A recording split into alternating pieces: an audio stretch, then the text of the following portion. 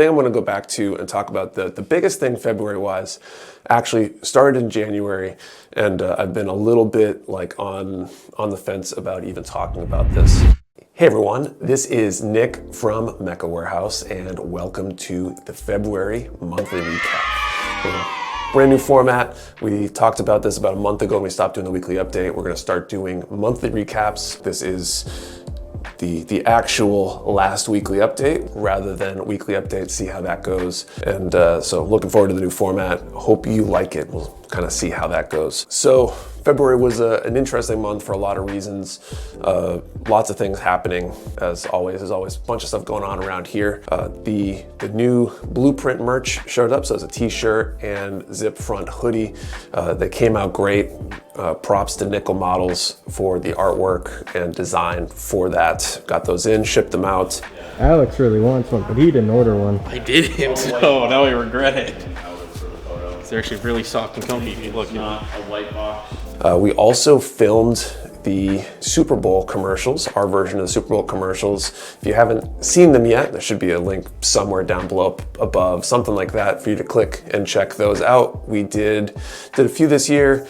This time, more original takes rather than just riffing off of kind of existing Super Bowl commercials. I think they came out pretty good, and you should definitely take a look if you haven't yet. They're definitely entertaining and the like, and the whole team was involved with that, except for myself. I wasn't here when they were filming those, but you know, they came out great. Middle of this month also marked Kayla's 1 month, I don't know, milestone, anniversary, whatever you want to call it, of working here. And so now that means when we're filming this is what, about 6 weeks, 7 weeks or so.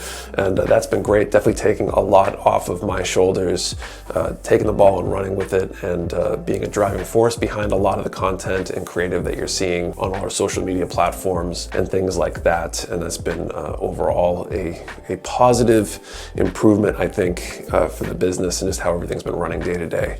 What am I saying? Are you asking any questions? I would say that it's been a pretty chill time, getting to know everyone and the company and all the things behind me on all the shelves. Have you had any troubles getting to know all of the Gundam and modeling stuff? Oh yeah, it's so bad. It's so horrible. No, it's fun, but it's definitely challenging because I didn't know anything about anything Gundam, and so there's been a lot of times where I have to like ask Patrick or send photos to Patrick and be like, hey, what's this? I don't know what this is, or have to Google stuff and figure out what show something is from, or what its name is, or who the pilot is, and everything in the universe. And then at the end of the month, we just got back last week. We did Old Dominion Open. Kayla and I flew down for the weekend. Old Dominion Open is an IPMS show in Richmond, Virginia. One of the larger IPMS events in the country, especially when it comes to Gundam and mecha models. There were 5 categories this year. They added a new category. Tons of great people, tons of great builds, had a ton of awesome conversations with builders from all over, both local builders there. People definitely traveled in. There was a contingent from Alabama, I think, and I think there was at least one builder from New England that flew down. Is actually on the flight we were going down on as well. Didn't know that until we got on the plane. And so it was a great event as usual. We got a ton of content. The vlog just went up. It's probably one of our longest videos we've ever put out, actually. Tons of stuff there. We got a lot more footage than that vlog itself. We've got some interviews that will be coming in the future. We've got some long form content, a bunch of short form content as well. Yeah, it was a great show. It was just amazing overall. So that's kind of the main stuff. And the thing I'm going to go back to and talk about, the biggest thing February wise actually started in January, and I've been a little bit like on the fence about even talking about this, but I think it makes sense too, and I kind of wanted to wait till everything had settled. So back in January, I took a full-time position back in the engineering world. I had done a little bit of work for this company, consulting-wise, late last year, just trying to put a little bit extra money away with the baby on the way and things like that. Towards the end of last year, beginning of this year, they asked me if I was interested in a full-time position. And they were able to convince me. Basically, Mecca Warehouse over the last couple of years, like right now, we are not in a position where we're really making enough extra revenue to pay me the salary I essentially need to maintain the lifestyle I want to lead. It's a lot of the decisions we make with the business over the last few years have been focused on the idea of we're going to grow very rapidly, and we've done tons of rapid growth. We had multiple years where we essentially doubled year to year in terms of revenue, and we moved to a much larger space, hired a lot of people in order to do all that. But it's become apparent that that growth is going to slow down, right? You can't double every year forever. If we could, we would be on par with Amazon in a decade or something, which was just crazy, right? To grow that much, it's just not possible. I've been thinking about growth in terms of at some point would have enough spare revenue, pay what I need to, and essentially I know that that's not going to happen as fast as I would have liked in order to stay on kind of full-time at Mecca Warehouse. So everything with the business, we're now starting to focus in, rather than focusing on growing as rapidly as we can, to switching to getting as operationally efficient as possible. How do we not waste money on things we don't need to waste money on? How do we stock the products that people want to buy? Nothing extra that people aren't buying, things like that, getting just the right quantity of things and making that shift. So that's kind of our focus in the near term, trying to get as efficient as possible and make sure the business gets to a fully long-term sustainable place to continue growing and being successful in general. And so a big piece of that was me taking this position, because taking money out of the business every month to essentially pay my own bills just isn't sustainable at the place that we're at right now. Allow us to reinvest more money into the business and allow me to keep paying my personal bills, support my family, things like that. What that has meant though is that I've been spending less time at the warehouse. I think in February, I might have been at the warehouse 3 or 4 days. We're kind of settling into a routine where I'm in basically about once every 2 weeks here at the warehouse.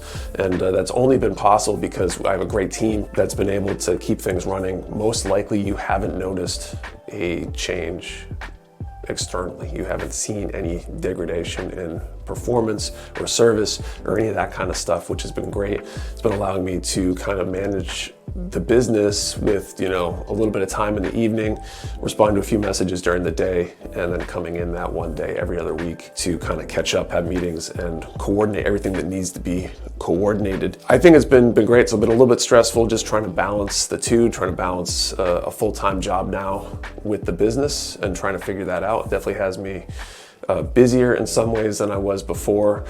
A lot more stuff that I have to do when I get home at the end of the day and things like that. But it's been good overall, and the fact that it's been happening and working so smoothly since making that transition has me super positive about the idea of being able to take a good long vacation this summer and be able to step away kind of completely at times and not have to be involved in everything day to day. And so overall it's been good. So hopefully you don't notice any degradation performance. You probably wouldn't, and I didn't even want to necessarily talk about this. The business is still doing well. It's just I'm not here every day, and the team is kind of picking up that slack and running with it and all that good stuff. So also hopefully me and I'm going to get to Japan maybe next year and stuff like that, because I'll be able to pay for that from the money from the day job, so to speak. And then who knows, at some point I might be back full time with the business again as it grows. You never can tell what the future holds, but overall it's been good. We're trying to keep the lines of communication open, which is really helping, as long as we can still talk to each other. And it kind of just shows that he has more trust in us, the people who actually work in the building, which is kind of nice to know. Most of it's just getting used to just him not being in our warehouse. It's easy to shoot messages back and forth, but outside of that, Alex and I kind of just keep running with it as if he's in the office, just a message away. So it hasn't really changed a whole lot. So I'm going to move on to some Q&A. So if you have any questions that you want answered, we took these from one of the weekly updates and from some social media posts. comment down in the comments below. We'll make sure to include those next time or try to answer them with the next recap. Let us know what you want answered. So let's run through these. So first up from Instagram, Gunpla Rex. What's your favorite third-party brand, favorite third-party kit, regardless of brand? So I haven't delved much into third-party. I'm even not 100% sure what the definition of third-party is, other than that they seem to all be questionable as to the legality of what they're doing, copyright infringement, things like that. So I don't own any, I haven't purchased any, I haven't built any. The ones that jump out at me, some of the Supernova Endless Waltz kits look really, really cool, but I haven't built any of them, so I can't really go into much more detail than that. Next up, Tenshinoski. Is there anything you would have done differently when building up Mecha Warehouse? If so, what? So this is a great question. There's always things in retrospect that you would change. I don't know, given the information I had then, that I would have changed anything that I've done, if that makes sense. But looking back with 2020 vision, hindsight is always better than looking forward in terms of accuracy and information, things like that. I definitely would have thought a little bit deeper about market conditions and what is normal. Knowing what I know now, what we saw from 2020 to 2022 was not normal. That was very different. And that's pretty obvious now, and it might be obvious to some people, but it wasn't obvious to us exactly what normal was going to be. And now that we have achieved a more normal situation in terms of the industry and the hobby in general, I now know how much bigger that spike was, and probably could have predicted that it would have come down. But not being in the industry too much prior to that happening, it was hard to know where that was going to be and how things were going to shake out. Hopefully things become more predictable, but who knows? Everything's always changing. The only constant is change. Next up, Hi New Daniel. Besides Gunpla from Gundam Wing, what Gunpla do you enjoy, even if you don't really care for the story behind the Gunpla designs? So I've been having a lot of fun with the Witch from Mercury kits that I've built. I've built a bunch of them on stream. I think like 7 or 8 of them at this point, maybe. And I've been enjoying those so far. The designs are really cool. I did like the story in the show, but I guess that would be what I'm most interested in. Okay, Area Eventide FFXIV. A competing Gunpla shop has challenged Team Mecha Warehouse to a 3v3 Gunpla battle. Who are you bringing with you on the team, and what Gunpla for the fight? So I'd probably bring Sean and Patrick. Sean, because he's done a lot of custom builds and stuff like that. So if we had to put together our heavy duty team of Gunpla that are battle ready, I'd want him on the team. And Patrick just has so much knowledge in the space that he'd be the one to help us figure out the vulnerabilities on the enemy's team and what they've got, because he just has all that information. So I got kind of my intelligence and my heavy-duty mechanic, if you will. I would imagine, because Sean is super into Stardust Memory, he'd probably have a GPO1 or 2 or something like that. Something from Stardust Memory, obviously customized for battle. I'd probably have a Heavy Arms custom-based design, all the heavy-duty firepower. And Patrick, what would Patrick have? He'd probably have something from Seed, but I don't know. It'd be whatever makes sense for what he's into, or maybe it would be like a Mecha Girl kit of some sort. I don't know, something like that. Good question though. Farrell 404. What was the latest Bandai model release of any type that caught your attention as a model builder and not as a store owner?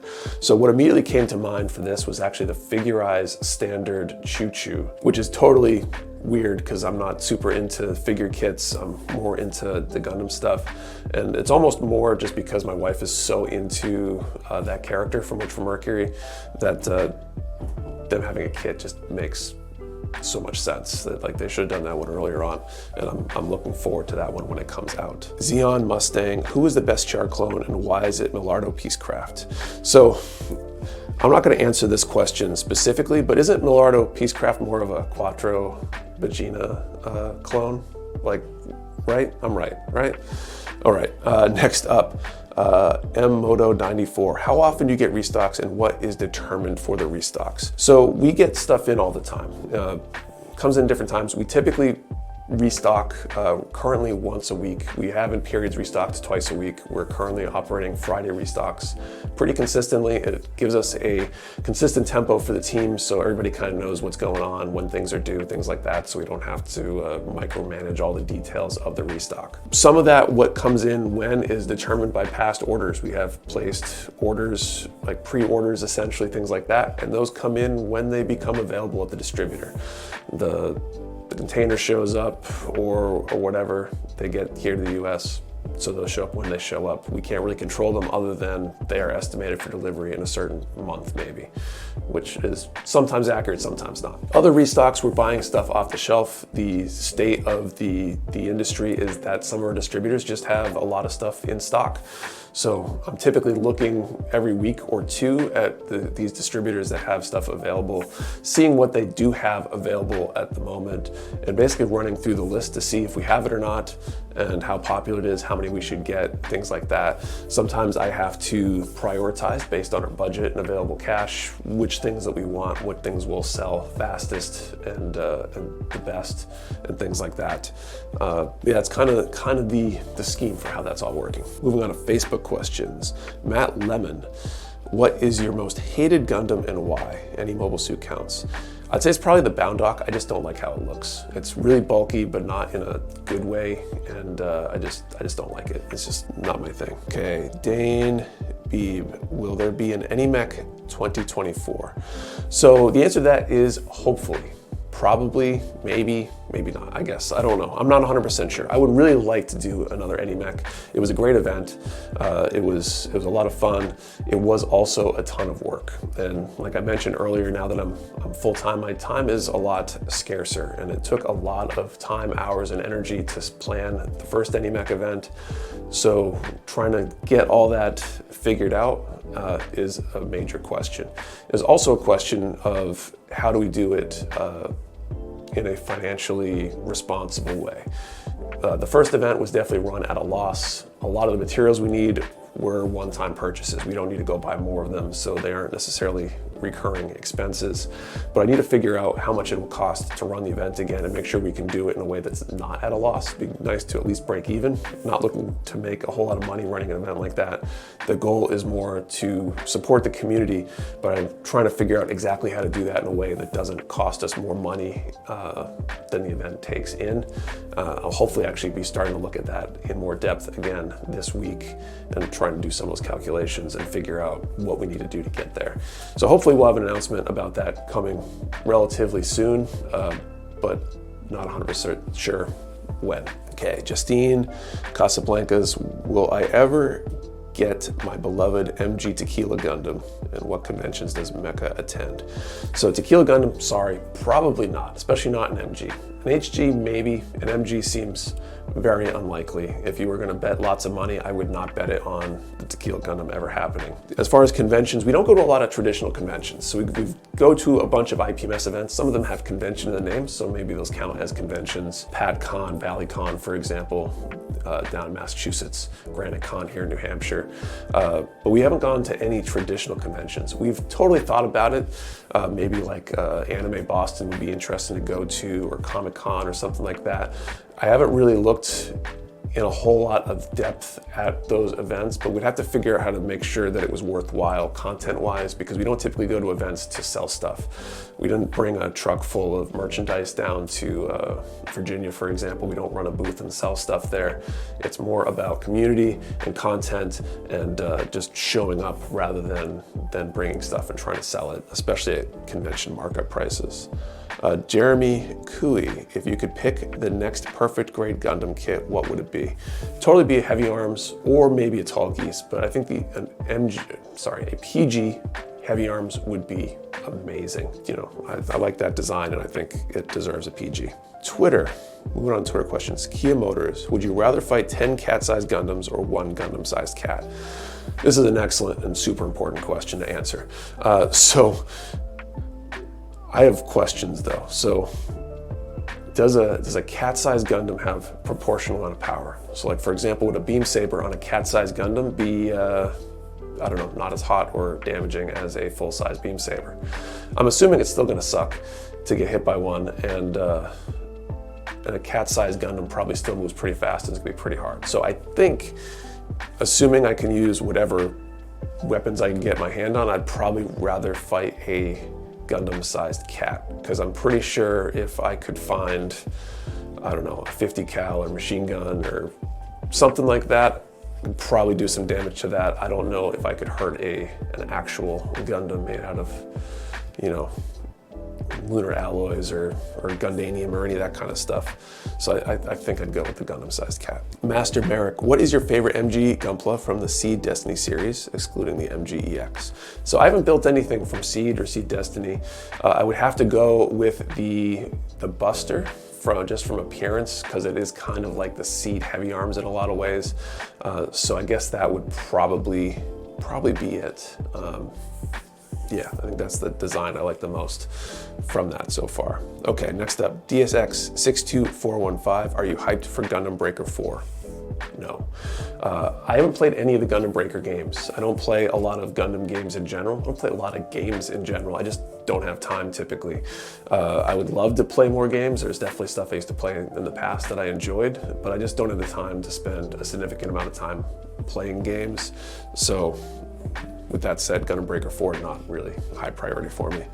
And then Joey Sims, what was the hardest and the easiest Gundam or model that you have built? So hardest would probably be either the PG-GP01 or the Blade Liger AB from Kotobukiya, the Zoid. Both had tons of parts, tons of detail.